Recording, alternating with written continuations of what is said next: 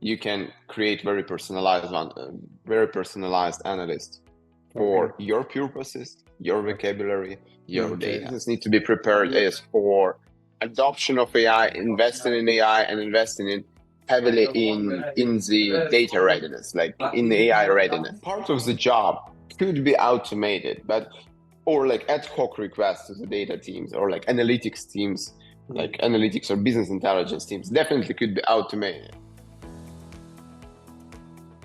Welcome to another episode of AllAboutAI.com exclusive interview series. Today, we have Anton Vaisburd, co-founder and CEO of Datrics AI. In this interview, we will discuss his journey, the inspiration behind building AI data analytics tool, and how Datrics is redefining the future of accessible analytics for non-technical users and businesses alike. Let's get started. Starting from your background, how did your background experiences lead you to become a co-founder of Datrics AI? Yeah, so my background includes like my whole life I was doing something starting from math, like nationals in the very childhood, and math and finance and Okay. data science, basically Okay. working for Barclays, investment banking, and then hands-on data science consultancy job. So Okay. quite relevant to what we do now. Okay. So, what inspired you to create uh, Datrix AI, and how it is aligned with your, like you can say, current mission? Yeah, actually, we started with the idea of democratize data analytics and make it more accessible. I was always passionate about how we can make domain experts or like Okay. less technical people Mm-hmm. like use the power of data science, the data-driven decision making overall. And we've Okay. started with this idea. The implementation changed, but the mission hasn't changed at all. We started with the providing the tool set and efficiency tool for analysts, for like people who are still working with the data somehow and in their Mm-hmm. everyday job. But we ended up helping not only this category, not only this user persona, let's say, but Mm-hmm. also business users, because with the conversational interfaces like chatbot, chat GPT like, we can now provide this accessibility for insights, for data, for reports, the automatic BI, let's say, or virtual data analysts for business people like sales teams, revenue operations teams, finance teams, Mm-hmm. product teams. Yeah. Okay. Makes sense. So, what is the initial vision of for Datrix AI, and how long it's been old? Like, when have you guys actually started, or you can say the idea has been built up? Yeah, like the idea was I've been thinking about this over the last like couple of years before starting this Okay. when I was working in the consultancy, but we started it together as my two co-founders 4 years ago. One of Okay. them I've met in Barclays like 9 years ago, Vlad, Oh, and then hired him in SoftServe as where I was working as a consultant as the first part of my consultancy team. okay. And my second co-founder is Kirill, who we know each other with for 15 years, even probably Okay. more. Yeah, who previously exited his own company, service company. Hmm. Um, so we are working for the last 4 years. We've been founded by Y Combinator, by Ilya Suhin, who's a co-author of Attention is All You Need over these years. Hmm. So we're on this mission for 4 years, and for sure it took us some time to build the platform, like low-code platform from the very beginning. And then we basically understood where is the gap here. So there's a lot of tools on the market who has the same mission that, and probably the unique insight we are seeing is that off-the-shelf products doesn't solve like the Makes business use sense. cases, and that's what we are helping with customizable product where every team can create their own AI analyst. Amazing. You just mentioned that you were considering the gaps in the market. So have you conducted any market research before starting this? Oh yeah, for sure. Like it's probably not from the very beginning. From the very beginning, we were too young and inexperienced when we were starting this, and enthusiastic about what we Mm-hmm. are building. But still, it was fair to say that during our work, we faced with a lot of these tools like Alteryx, Data Robot, probably somewhat, and Okay. we understood that there's like good tools at that moment of time. The problem is that we've seen how to make it even better, how to make it even easier, and we've seen this persona from the very beginning of domain experts who should work with the tool. And later on, we conducted proper market research already with like how it should be done, with like interviews and so on. When we started to shift from only the like data person or like semi-technical person to business person, like as end user of our tooling. Okay, makes sense. So is there any philosophy behind the name Datrix? Oh yeah, like it's like I think it's kind of a self-explanatory name. It's all about data and metrics Metrics. and like yeah and metrics. Yeah, so Okay. it's data and metrics around this, and we're trying to provide this data and metrics and insights Okay. automatically. So this is the Self. Self. linguistic approach. Yeah, self-explanatory one. All right, makes sense. What are the key? Okay, what are the primary objectives of Datrix AI, and how it is basically, targeting the needs of the data-driven businesses? Yeah, so the main goal is actually to like as usual there are two parts of the things that are important for business, right? Mm, Strengthen the story, basically building on like the cost stream and like revenue stream. On revenue stream, we are helping to have like faster business decision and helping to have to find the gaps in the business without the delay to give the request to the data teams, to analytics teams to analyze it, to create the report. mhm, And it usually takes like a couple of days or at least a couple of hours when you're sending, requesting for the data is provided, then you ask for some dimension. And like as a like executive myself, I know that when I ask for the report, usually it takes some time to prepare it, then you want to adjust it a little bit, and it is a mhm, process. What we mhm, are doing to make sure that like we work for the revenue stream, we give the possibility to have these insights like in seconds. And if you want the adjustments, you're just saying what you want, and you receive updated reports again in seconds. So the time to decision is like extremely low. It's like minutes. And Okay. on the cost stream, it is another side, right? We are helping to with all this just to save the time for data teams, analytics team, not to spend the time on ad hoc requests, right? Mhm, And mhm, not to spend the time on building all these wrappers, but concentrate on more strategic initiatives, on building more complex analysis or like reports. And mm, it not only gives the like time savings for the team, but it enables like the teams to do let's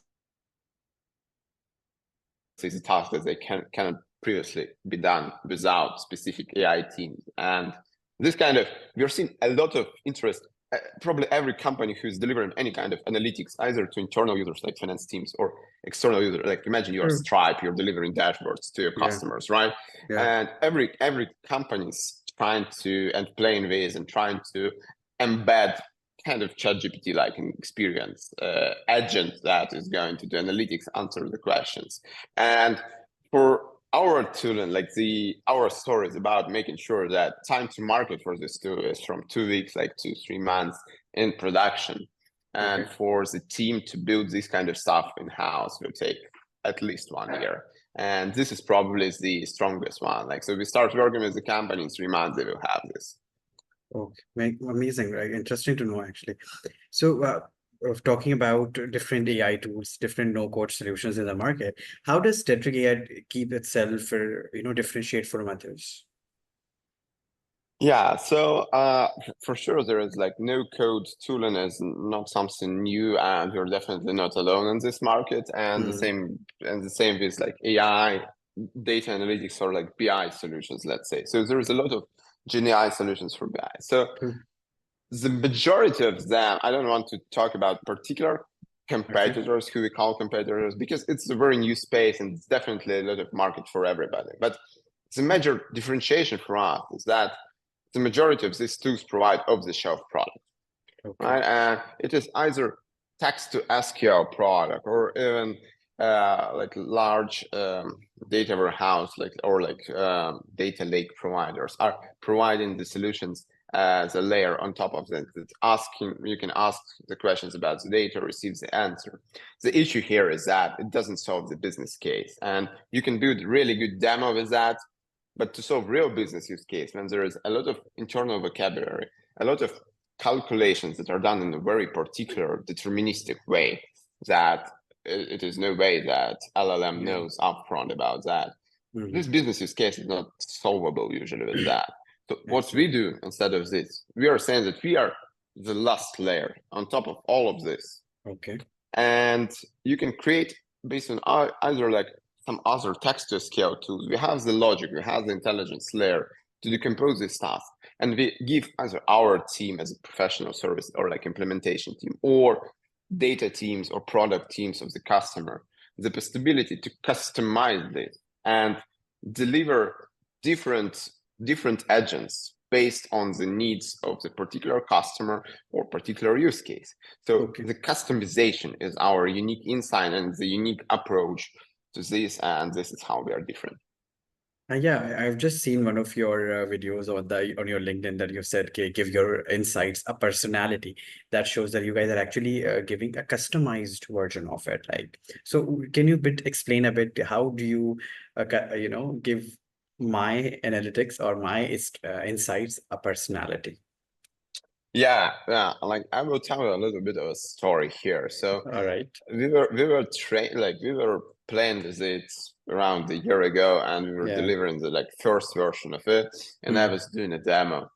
And we are really excited about the insights we were providing, and like the tool was working from our perspective really good. And it was telling about like, hey, we were asking about the prices, and the answer was like this: in this data frame, there is the like 3 missing values, blah blah blah blah blah blah. And I was showing this to the CFO, and I realized, oh my god, like he just can't understand what I'm talking. Like he can understand, but it's not the language he wants to see in the answer. It's not the language his analysts are going to speak to them. And that's how we realized that we cannot solve with like one solution, one of the shelf solution, all these things. And first of all, we provided the possibility to provide the role. Who are we creating the agent for? It could be the same agent, but the interpretation would be different. And that was the very first thing we did. Like it could be CFO level or C-level management, or it could be like the data analyst person, who requires different insights about the data and about the overall actions. Like the other thing about this is about particular, not only vocabulary, this is for sure like and drag, but also scenarios. And a good example is that sometimes there are very particular formulas and very particular expectations on how like LTV is calculated for in your organization, or how customer acquisition cost rate for you is calculated. What do you want to be included, and how you want to allocate marketing costs, for example. And this all could be set up as a part of the logic of the analyst without changing the AI part, without the changing of AI code. So basically, we enable both function calling and we enable the context-based rules. In this case, you can create very personalized analyst for your purposes, your vocabulary, your data. Makes sense. Interesting, though. So talking about, you can say that data analyst process as in, how does Datrics AI simplify the data analysis processes for entrepreneurs with the limited data science resources? Yeah, basically, so our expectations are as the following, and what we are seeing from the usage. There are two different roles of the people who are using Datrics. Somebody who is preparing this AI analyst, right, or this platform, and somebody who is only asking the question. There are two two rows. There are more rows in terms of like admin, blah, blah, blah, but it doesn't matter. Sure. So from the user perspective, the data teams or like domain experts, but who work with the data every day, they can connect different data sources to our platform. They can do the schedules, do the ETL within the platform without too much coding. If they want, they can put SQL, they can put Python, but frankly speaking, they can do the majority of this either finding the right bricks, so-called bricks. Basically, it's a no-code scenario builder, right? Yeah. Or they can just state in plain English or other language, saying, "Hey, show me the correlation and this data, right? Show me the correlations, or please do the missing value treatment and put zeros for all blank values for income, right?" Yeah. This is what analysts are doing. So they're basically doing both automation and like connecting the data and data pipelines and creating this kind of analyst, setting up this logic for the future work. And then there is a usage of this. And then business person, you can embed this either in your dashboard or product, or it could be used in the chat, like Microsoft Teams or Slack, or just web version. And basically, the business person just asks the questions and receives the answers, receives the report, receives the charts, receives the CSV or like Excel file, whatever they want to work with. Interesting. What kind of data sources does Datrics AI integrate with? Yeah, this is probably the interesting question. We've seen a lot of companies are implementing quite mature data platforms, right? Having like lake houses or data warehouses. And we can definitely connect to that. And this is one of the things, like, for example, like Databricks or Snowflake or just an SQL server, like BigQuery, whatever, right? Like we can connect to the majority of the data sources. So what we're seeing in the many organizations on C-level or on management level, there's a lot of spreadsheets that are used, right? Yeah. It could be Google spreadsheets, or it's like Excel files when the reports are saying, and nothing bad with that. It's just the tooling that what C-level and management level are used to. So instead of trying to push it out of the picture, we just tell them, okay, now you can both connect like warehouses if needed, CSV files, Excel files. You can connect your like HubSpot or Salesforce.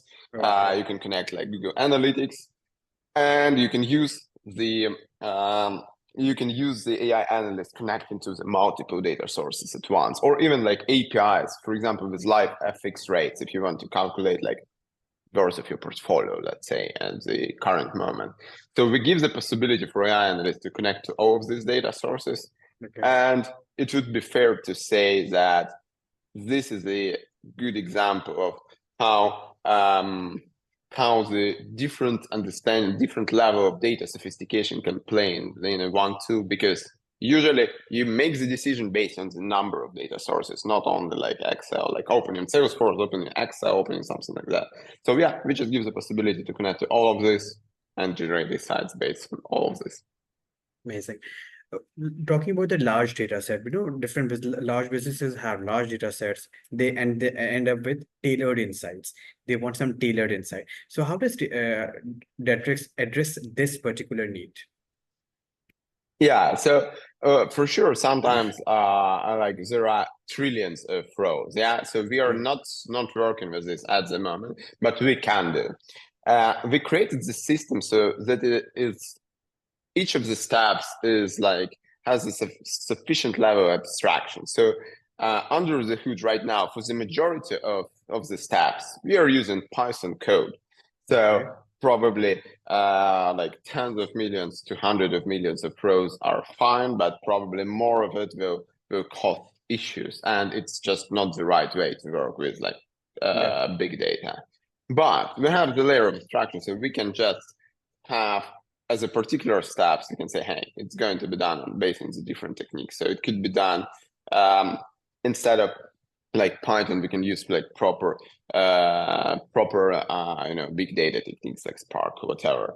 And for this, we are customizing the AI analyst logic so that particular either data extraction or like ingestion or data preparation are done based on these ones. For example, it could be like the data is living on the BigQuery. We are taking the right data and the right aggregations and then applying the logic of AI analysts based on this. Because usually what C-level needs doesn't require like really big data. Like it is pre-aggregated in the way that you want to work with the smaller data sets, but it could happen. For this case, we're taking this block and customizing it to work with like the larger data sets. Interesting. How does Datrics AI address, or you can say, turn the raw data and user input into actionable insights? Yeah, so this is probably associated. It's a great question around the data overall and like raw data.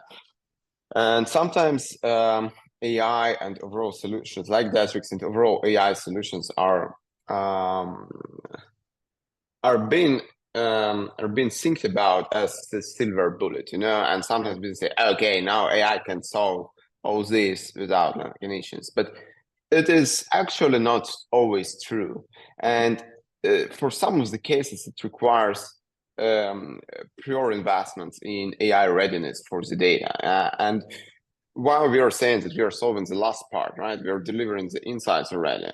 We cannot say that you can put any kind of data here and receive right insights. If there is a wrong data here, for example, rows, usually there is a raw data from CRM, and then there is like a manual override by like zero by somebody, right, as an example.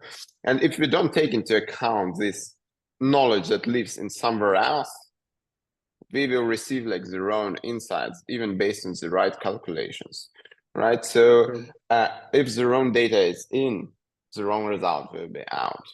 So it takes us a lot of time to work on the educational part. We are doing webinars, we're explaining what AI readiness means, and it takes a lot of educational angle, let's say, to explain why sometimes we need to invest into the data, in the pipelines, in the checks, in the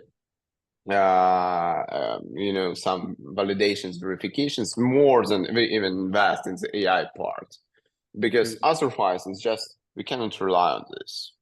And this is how we're working with it.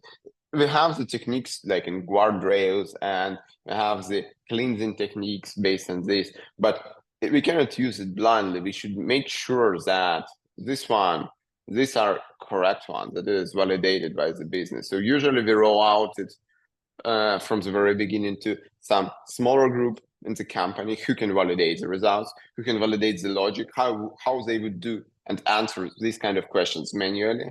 And we are making sure that the right logic and the right data is incorporated and we're not missing anything. Then we roll out to like C-level or like higher level audience who just rely on the results. So talking about the data sets, is Datrics allow all types of data to be, like, for example, data could be in any form, it could be text, it could be visual, it could be audio, it could be anything, right? So is Datrics accept all formats of data? No, actually, no. Like we've specifically created the platform to work with the structured data sets. We give the possibility to work with like text information as well, but we do not work like PDFs, for example, we can work with as an input, but for the majority of cases, it is structured data like CSV files, Excel files, databases. But we do not work with pictures, right? Or videos or audio. This is not what we're doing. We had the experience working with audio, but we only needed it as a transcript of the calls. So we just use it as a text later on. So these kind of cases are possible, but generally saying we want to work with text and numbers. I see. Talking about the user friendliness of the platform, how user friendly the platform is, especially for the non-technical users, someone who is new to this insights and all. Yeah, like I'm a former data scientist, so it's kind of it was a challenge for me to put me in the right mindset to think as our users. And this is why like it took us some time to build this. But right now it's like literally they're just asking the questions as they would ask it to your teammates. You put the question in Microsoft Teams for your teammate, like, or your subordinate or your manager. How would you do that? Or like what is the reason behind the EBITDA change? Or and in the same day you interact with this software. It is really the future of how data intensive and data insights will look like. And you basically have the virtual data analysts working for you. That is going to transcribe these questions, a lot of technical terms, probably do the heavy lifting under the hood, but your interaction is just like plain English, either inside your product, like SaaS product, for example, we can be embeddable in the SaaS product. And the data lives in the customer environment, which is a good thing. So we are not sharing the data outside, and this is one of like the second differentiation in addition to customization. So this is kind of how the user interacts.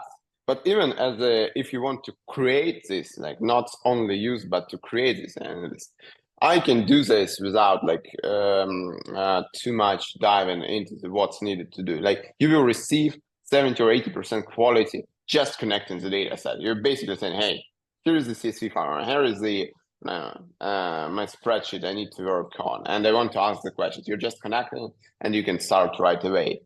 Then probably your analysts need to adjust it to make sure that everything is covered, interconnected. But for the simple cases, you just connecting the data, asking the questions. That's it. So how does Datrics AI ensure data privacy and security? Yeah, so it is a large topic where we heavily invested in. And it's a good thing. My previous background, as I mentioned, is working for banks, for larger investment banks. Yeah. So I'm used to working with the sensitive data and like to approach sensitive data. Yeah. And actually taking into account my background, like some of our customers are like they range from like seed plus or like Series A stage startups to the banks, like on the medium-sized banks, let's say. And for some of them, it is a very important question because they can operate with very sensitive data that is regulatory. They need to be regulatory compliant to do that. So what we've created, we are installing the platform into the customer's environment, so that the data is not leaving the environment at all. We have like a couple of different options. So we have the possibility to use, for example, GPT-4o or Gemini under the hood, or we can use fine-tune our own models that we serve. When we serve our own models, it is literally, you can use it without internet at all. But it's associated with the cost to have this up and running, this model, like inference. Yeah. So the majority of cases they're using like the GPT-4o or Gemini, like GPT-4o.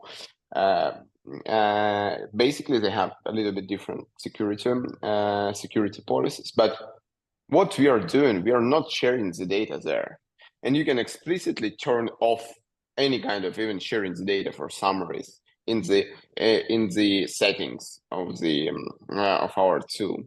And what it means is that even when we do the requests to GPT-4o, we're doing this for interpretation of the words, and we can share the column names, but we do not share the actual data, so that the data is living in the customer environment and doesn't go to LLM. Okay, interesting. Makes sense. I mean, because security is the most important when it comes to data, especially inside. Can you share any success story or a case study where Datrics significantly improved a client's data processing and decision-making process? Oh yeah, like probably a good story, but like we are one of the not that many AI tools that are really used in productions in medium-sized enterprises. And there are a couple of stories. One of them is this bank I mentioned, and basically they're using it already, and like it is Like, it is an amazing feeling when you're looking at the product and the presentation, like we were doing the demo for the CFO, who is a primary user of this, or a um, primary user persona, he in his office, and like asking the questions, and we see that like we implemented and it works in production. You can ask the questions about financial performance, your portfolios, weekly reports, monthly reports, as the differences between actuals, like facts, and planned budgets. And this was just an idea like half a year or like 8 months ago, and it was implemented, went in production.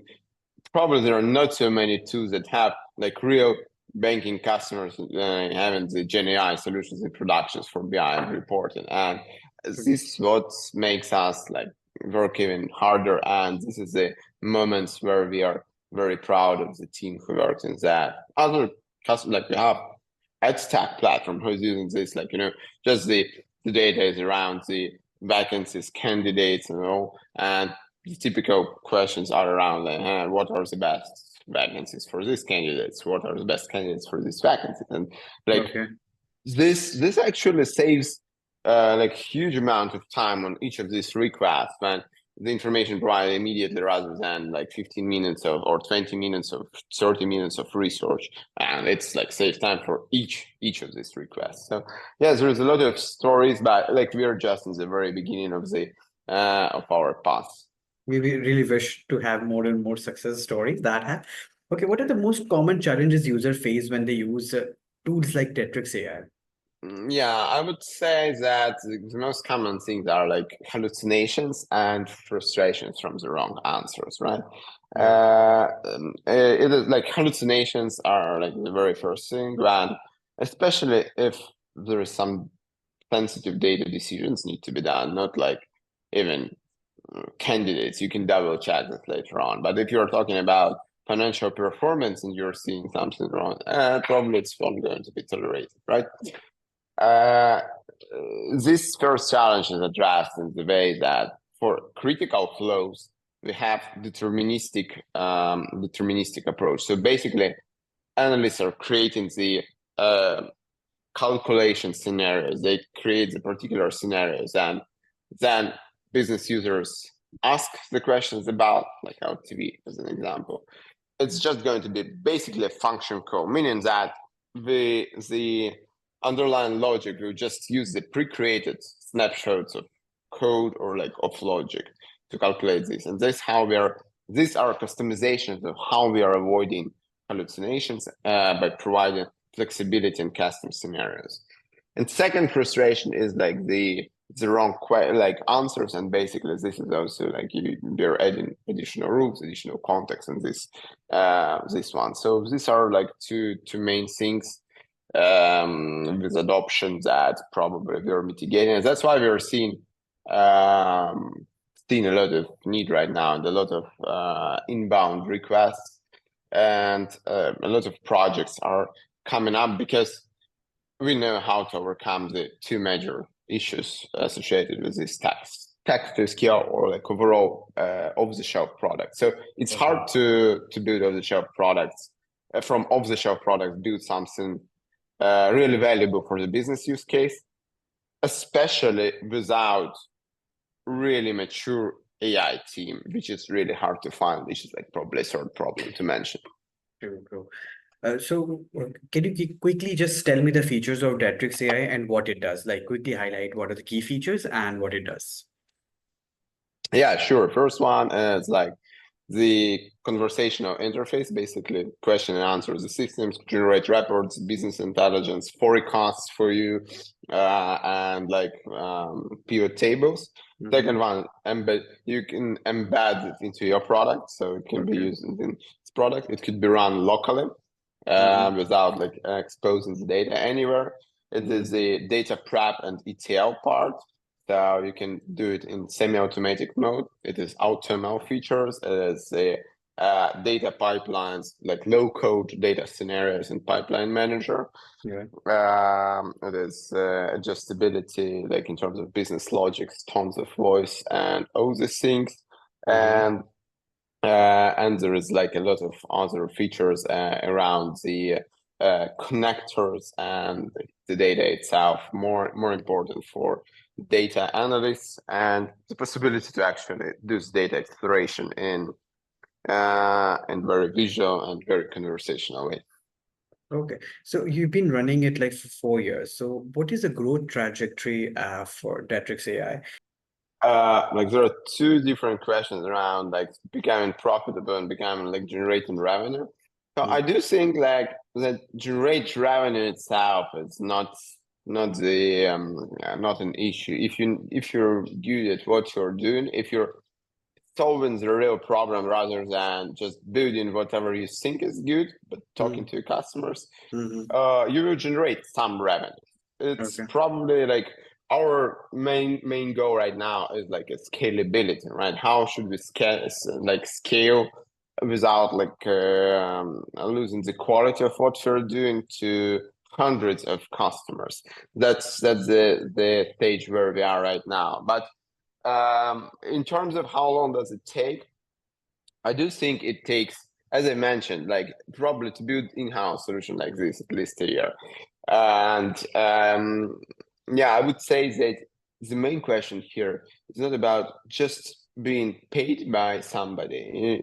Probably if you're long enough in tech, you find some partners, but to make sure that you have good net retention, right? That the solution is that something that brings value right now in half a year, in a year, and the people still want to use it, not to play with it, right? Because it's a lot of hype around AI. Everybody wants to play with it, but that they saw particular business case, and this is where like the major, we need to iterate a lot, and every company in either this space or overall in AI space, in AI first space, should be very iterative, right? Because technology changes every like couple of weeks.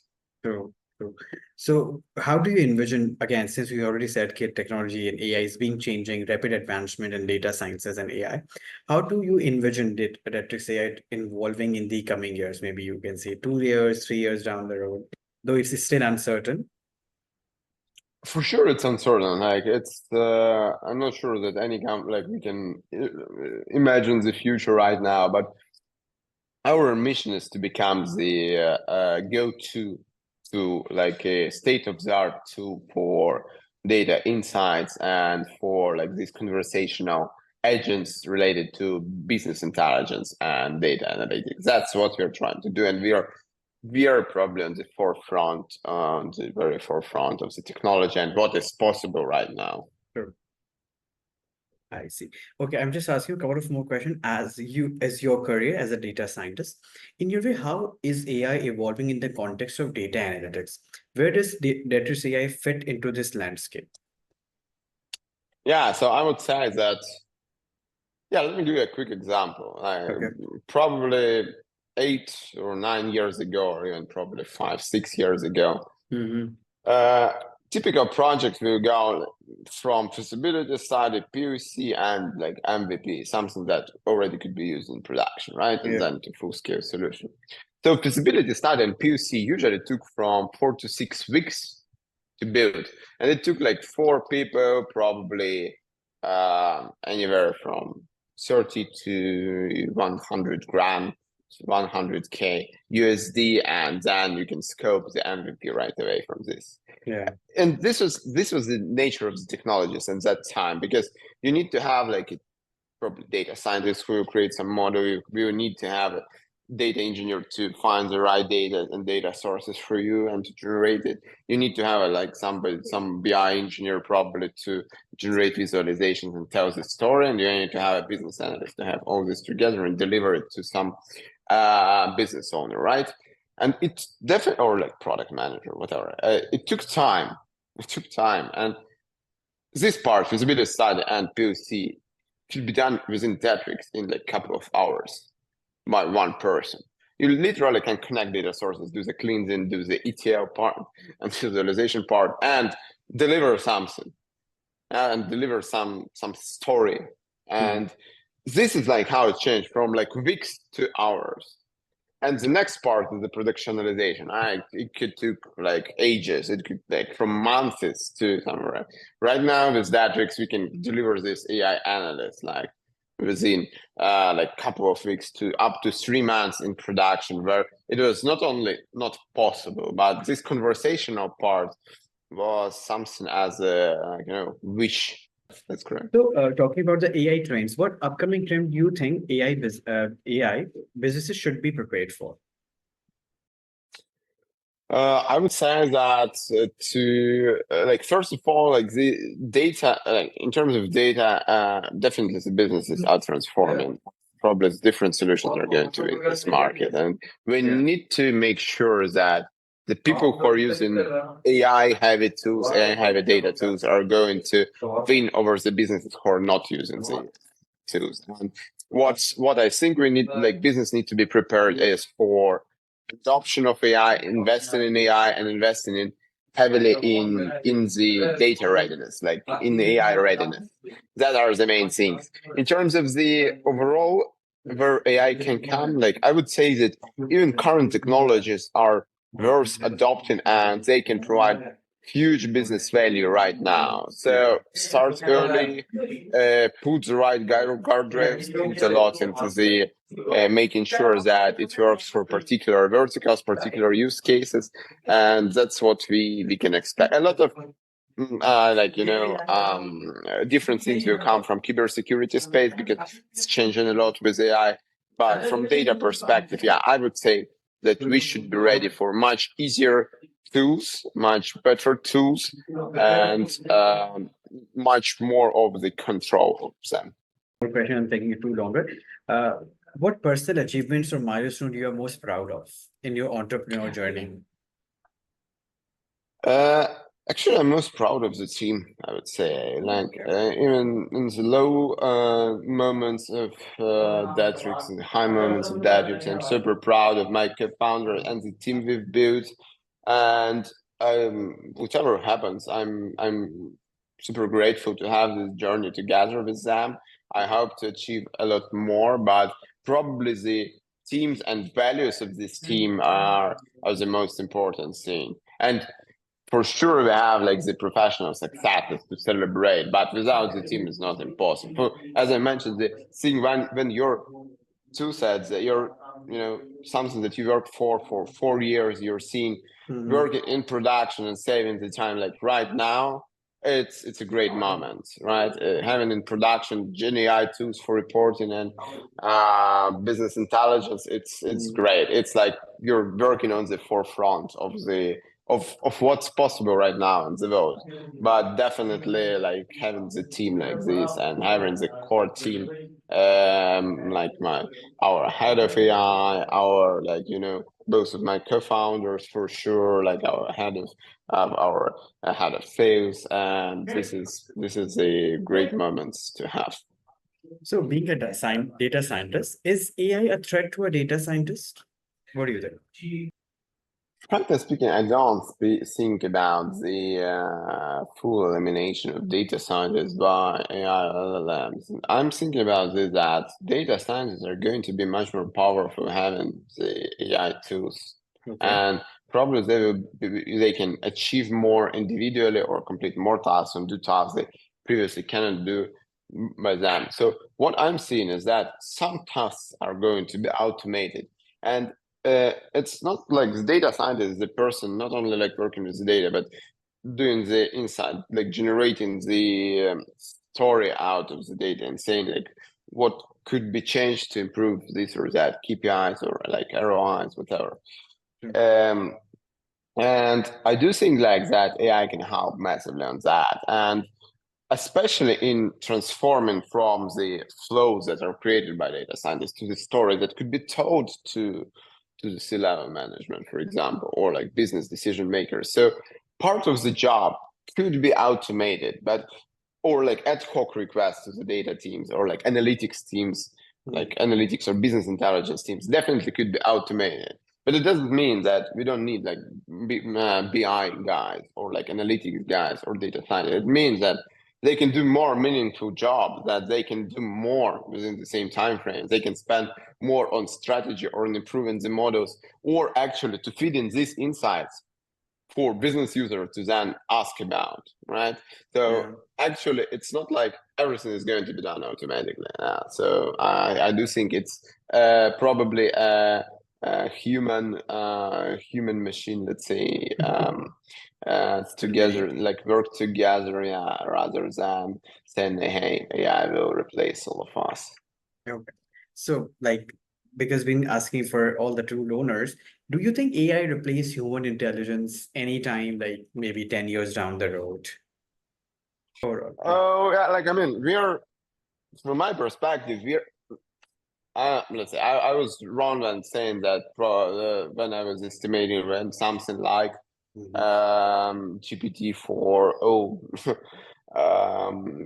could be imaginable right now, but I would say that there is a difference between general artificial intelligence and what we are seeing now, and like the ability to act as a human overall. There are some particular functions could be done by it, like the vision probably, or like part of the analytics. That is true, but I don't think that we are going to be on this stage in 10 years, let's say, and even more like saying more, we are seeing a lot of technologies are already working. Like, let's talk about, like, for example, self-driving cars are already here in San Francisco. Yeah, like every 100 meters you can see it, right? But it doesn't mean there is a huge share of self-driving taxis all over the world, right? So it takes time to adopt this technology, even when they and even more time for businesses to adopt to these new technologies all over the world. So, but self-driving cars like appeared, and this technology appeared like years ago, and it's still like years to come to adopt. So no, I don't think that in 10 years we'll see anything close to general artificial intelligence. And even if we see, it's probably going to be something available to very few. Sure. Okay, one more thing. What advice would you give to entrepreneurs, young entrepreneurs, or you can say upcoming entrepreneurs, based on your experience or journey? I would say that journey is everything, fear is nothing. Like, just go do that. Talk to a user. It's nothing. Everything you can read about, and you can like YC startup school gives perfect advice on entrepreneurship probably, but general thing, just do what everything is right.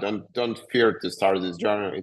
It's a beautiful journey in any case, and like, if you can embrace this journey as a journey, not as a result, that's probably what you need to do. We'll definitely keep it and share with our audience. That's a journey that matters, not the results. That's from my side. Anything you would like to say via our platform to your audience or to your potential users who are looking for to use their use for their insight intelligence? No, we are very super happy to learn from anybody who's building in the same space, or who wants to implement any kind of conversational interfaces or conversational agents for analytics, either in their products for internal needs. We have tons of experience, happy to share the experience or like find synergies and build it for you. And but for community itself you're building, I think it's amazing to have it. And thanks a lot for inviting me. Like, it was very thoughtful and interesting questions. Hopefully, this was an interesting conversation. So, hope the community will enjoy it, and happy to answer any questions afterwards. Thank you so much for your time. We really want to see your tool Datrics to grow and make a huge difference in the AI industry. Thank you so much. Thank you so much. Thank you. Bye.